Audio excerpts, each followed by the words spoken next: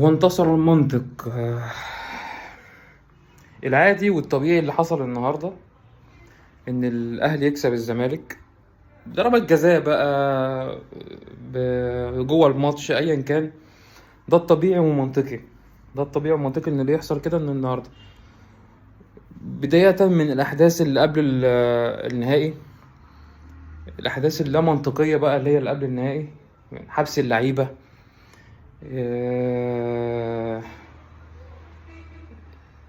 كشف نقط الضعف وكشف فرقة الزمالك والسكواد بتاع الزمالك. ان انت ما عندكش يا دوبك غير الاساسيين، ولو واحد من الاساسيين اللي اتصابوا انت بتلبس اسود. دونجا غاب عندك، خلاص الموضوع انتهى، نص الملعب راح. آه، شلبي برقبة كونراد مشلاك، يعني شلبي وهو وحش، مش هو وهو نص نص، يعني مش فايق. احسن من كونراد مشلاك. كونراد مشلاك ده يعني النادي بتاعه يعني طلع صايع.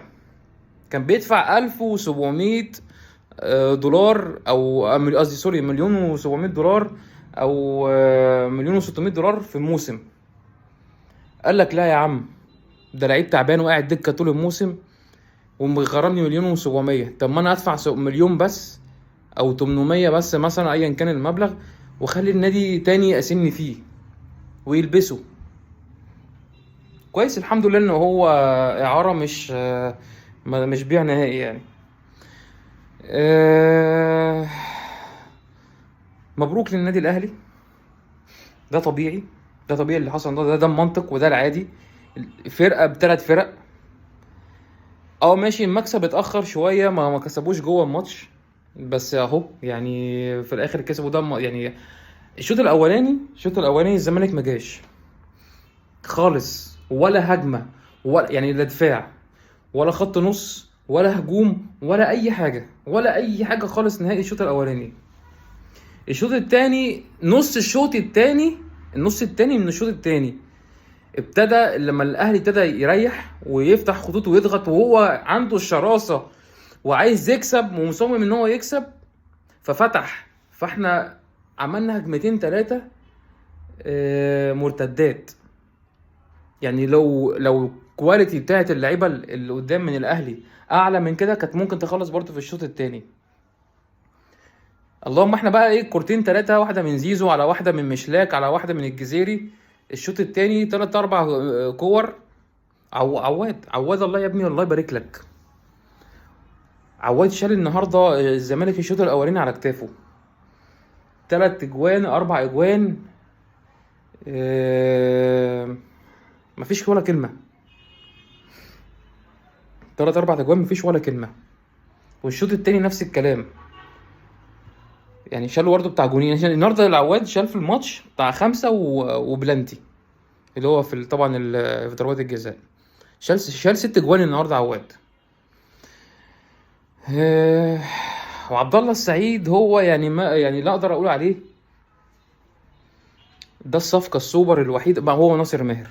ده الصفقه السوبر الوحيده اللي عملها مجلس الزمالك من ساعه ما جه. ويجي بقى من بعده محمد شحاته، غير كده بخ بخ. وبنتايك ابتدى، يعني بنتايك يقول يعني هيجي منه. هو برضو يعني ما شفناش في مطوشه عاديه، ما شفناش غير مطوشه ضرب نار، ماتشين مع الاهلي وماتش طبعا مع بيراميدز. آه، سكواد ضعيف بنايل ب 60 نيله بتاع الزمالك. محتاجين اللي يقول لك احنا محتاجين واحد لعيب بس، واحد ولا اتنين. واضح ان الراجل مش مقتنع بكونراد مشلاك، مش مقتنع باحمد محمود، مش مقتنع بزياد كمال. وبيقول لك ادي عامل زياد كمال اهو اتفرج. فالراجل محتاج واحد بديل لدونجا، سيرد باك تاني مع الونش، مع الاثنين الموجودين حمزه المسلوسي وحسام عبد المجيد.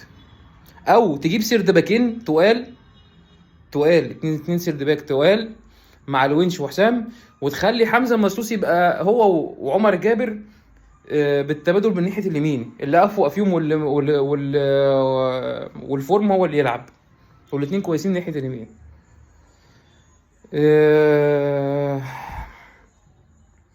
بشكل عام بقى يعني ده انا شويه فنيات كده على الماشي. بشكل عام يعني جو الارهاب اللي حصل، وانا مستني، انا بقول يا رب يا رب يا رب اللعيبه تطلع فعلا يوم 29، عشان لو طلعوا اليومين اللي جايين دول بكره ولا بعد ولا حاجه ويعني والموضوع خلص بدري.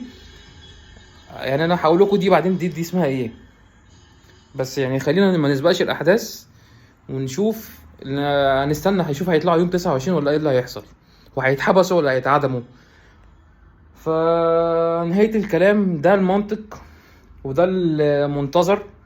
لعيبه اخواتها او يعني زميلها اللي ممكن واحد زميله في الاوضه مثلا شلبي، وزميله في الاوضه التاني دونجا كان معاه النهارده، بكره بقى في السجن. مش موقوف مثلا، مش مصاب اصابه عضليه، مش بتاع، لا، مسجون محبوس. عشان ايه؟ عشان شد مع واحد فرد امن في دوله الامارات. فيعني مش عارف اقول ايه اكتر من كده على اللي حصل. و لنا لقاء بقى في الماتشات الدوري، خلاص كده هيقفل بكره. طبعا مفيش صفقات ولا نيله. كده هيقفل بكره.